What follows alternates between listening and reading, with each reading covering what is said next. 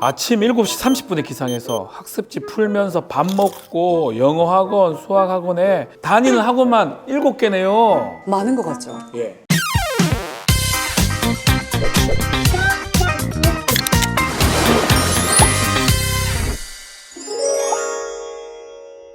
미래는 2007년 서울 성동구에서 태어났습니다. 미래 아빠는 대기업 반도체 연구원이고요. 엄마 또한 그 당시에 중견기업 총무팀에서 일을 하고 있었는데요. 엄마는 미래가 아빠처럼 공부를 잘해서 대학은 꼭 스카이를 가고 졸업 후에는 의사 같은 전문직이 되거나 억대 연봉자로 만들고 싶었습니다. 그래서 엄마는 육아휴직 후에 그대로 집에 눌러 앉아서 미래를 교육시키다가 미래가 7살 때 대차동으로 이사를 갔어요. 그러니까 엄마가 미래 교육 때문에 직장을 관둔 겁니까? 네, 그런 셈입니다. 엄마는 미래에게 남들보다 좋은 교육을 하루라도 빨리 시키면 앞서 나갈 거라고 여기고요. 생후 24개월부터 한글과 영어 학습지를 시켰고 4살 때부터는 유아 대상 영어학원, 이른바 영어 유치원을 다니게 했습니다. 영어 유치원 비싼데요? 네, 맞습니다. 이 미래가 다닌 영어 유치원은 한 달 원비가 200만 원인데요. 방과 후 수업비와 교재비는 별도라고 합니다. 이거 어떻게 보면 한 달 월급 아닙니까? 맞습니다. 그나마 미래내라서 그 비용이 감당 가능했던 거지 사실 일반 직장인이면 쉽지 않았겠죠. 그런데도 그 영어 유치원에 들어가려는 경쟁이 엄청나게 치열했고 입학하려면 레벨 테스트도 봐야 해서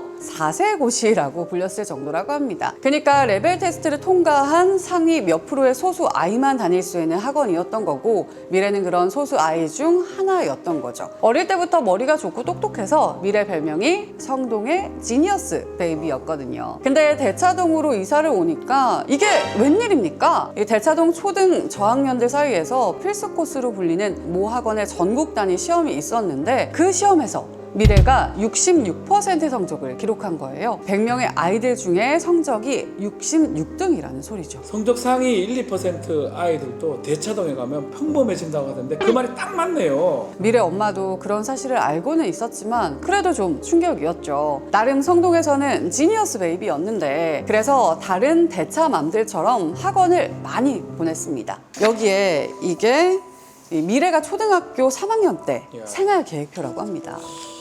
아침 7시 30분에 기상해서 학습지 풀면서 밥 먹고 영어학원, 수학학원에 다니는 학원만 7개네요. 많은 것 같죠? 예. 너무 많은 것 같겠지만 그 동네 또래 아이들이 그 정도는 다닌다고 합니다. 미래는 초등학생인데도 수학학원에서 미적분까지 선행학습을 했다고 하고. 고등학교 수학과정 아닙니까? 그리고 여기 레떼 대비 과외 이거는 뭡니까? 대차동에 과학고 대비 학원이 있는데 거기는 레벨 테스트를 봐야만 들어갈 수 있습니다. 그래서 레테는 레벨 테스트의 줄임말이고요. 네. 그걸 통과하기 위해서 과외를 따로 받게 된 거죠. 아니 학원 레벨 테스트 통과시키려고 과외하는 것도 놀라운데 초등학생이 벌써 과학고를 준비합니까? 이때는 맨날 놀고 뭐 잠자리 잡고 구슬치기 하고 다 그랬는데요. 정말 맨날 놀았는데 저는. 참 과거하고는 많이 다르죠. 이 미래 학원쌤들, 주변 학부모들 그리고 모두 과학고 입시 준비는 초등학교 때부터 시작해야 한다라고 그러고 미래가 또 다른 과목보다 수학하고 과학 이런 과목을 좋아하고 조금 더 잘했나 봐요. 그래서 어찌되었든 과외까지 받고 학원 레벨 테스트도 붙어서 과학고 대비반에 들어가긴 했다고 합니다. 이래 안 힘들어했어요? 고작 9살, 10살 정도잖아요. 네, 많이 힘들어했다고 해요. 근데 엄마랑 어른들이 과학고에 또 스카이에 가려면 공부를 이 정도는 해야 된다라고 그러니까 또 스카이만 가면 네 인생이 정말 푸른 스카이처럼 창창하니까 그렇게 빛날 거다라고 하니까 학원 열심히 다니고 공부를 한 거죠. 그 상태로 미래는 중학교까지 들어갔고요. 중3 때는 하루 5시간 자면서 과학고 입시에 매진을 했다고 합니다. 그래서 과학고 붙었습니까? 아니요. 아쉽게도 떨어졌다고 해요. 그거 어떻게 합니까 그거? 그러게 말입니다. 이 과학고 진학에 실패하자 미래는 엄마랑 몇 날 며칠을 울면서 너무너무 속상해했습니다. 그렇다고 과학고를 재수해서 갈 수는 없잖아요. 일반고를 가고 나서부터는 내신 때문에 대차동을 떠날까라는 고민도 많았지만 대차동의 학원 인프라가 워낙 좋고 또 나중을 위해서 상위권 대차동 아이들과 인맥을 쌓는 것도 중요해 보이니까 미래 엄마는 미래를 주변 일반고로 진학시키자라고 결정을 했다고 합니다. 대차동에 있는 고등학교라면 워낙 수재들이 많잖아요. 내신 성적을 따기 어려울 것 같은데 대입에서 내신 비중을 크게 보는 학교들도 많잖아요. 맞습니다. 그래서 대차동 키즈는 고1 때쯤 대차동을 떠나서 내신 점수가 잘 나올 만한 곳으로 전학을 가서 대입 수시 전형을 노리는 아이, 대차동에 그대로 살면서 각종 특기자 전형이나 학종 전형을 노리는 아이, 그리고 내신을 포기하고 수능에 전념해서 정시를 노리는 아이, 내신 관리를 함과 동시에 수능도 열심히 준비하는 아이, 이렇게 몇 갈래로 나뉜다고 하는데요. 또 한부모 가정 자녀를 위한 사회 배려자 대입 전형을 노리고 위장 이혼까지 하는 집도 있다고 합니다. 위장 이혼이요? 너무한 거 아닙니까? 진짜 너무하지 않습니까? 미래네는 내신과 수능을 동시에 준비하자라고 생각을 했고요. 집 근처 고등학교에 진학을 했습니다. 이건 현재 고2가 된 미래네 집 교육비 지출 내역서입니다. 이야, 학원비가 410. 네. 근데 여기 돼지 60은 이건 뭐죠? 돼지 엄마 들어보셨나요? 돼지요? 미래가 돼지 엄마가 막 모아서 하는 뭐 그런 무슨 과외 그룹 같은 거 그런 데 들어간 거예요? 네, 맞습니다. 이 수학 1타 강사가 해주는 그룹 과외. 이 미래가 작년 고1 기말고사 수학 성적이 전교 1, 2등 수준으로 되게 잘 나왔다고 합니다. 그랬더니 미래 엄마랑 오랫동안 친하게 지낸 윗집 엄마가 연락을 했다고 합니다. 이게 두 분이서 나눈 깨톡 대화인데 함께 저희가 읽어볼까요? 아, 네. 미래 엄마, 이번에 미래 수학 진짜 잘 나왔더라. 에이, 무슨 전교권에서 노는 애들 따라가려면 멀었지 뭐. T학원 정쌤 그 현강을 오픈런으로 잡고 들었더니 에이, 그 덕분에 수학이 조금 오른 것 같아요. 그래서 말인데 자기 혹시 정샘 수학 그룹과외 팀에 들어올래? 수학으로 전교 상위권 애들만 4명 정도 모아서 과외를 하고 있거든. 진짜? 그런 게 있으면 당연히 들어가야죠. 아, 그럼 자기가 그쪽 그룹과외 짠 민지 엄마랑 따로 날짜 잡아서 만나볼래? 사실 민지 엄마가 말하지 말라고 해서 그동안 말 못했는데 우리 애도 그 그룹과외 팀에서 수학 과외 중이야. 아, 진짜? 자기 이거 다른 학부모들한테 절대 말하면 안 된다.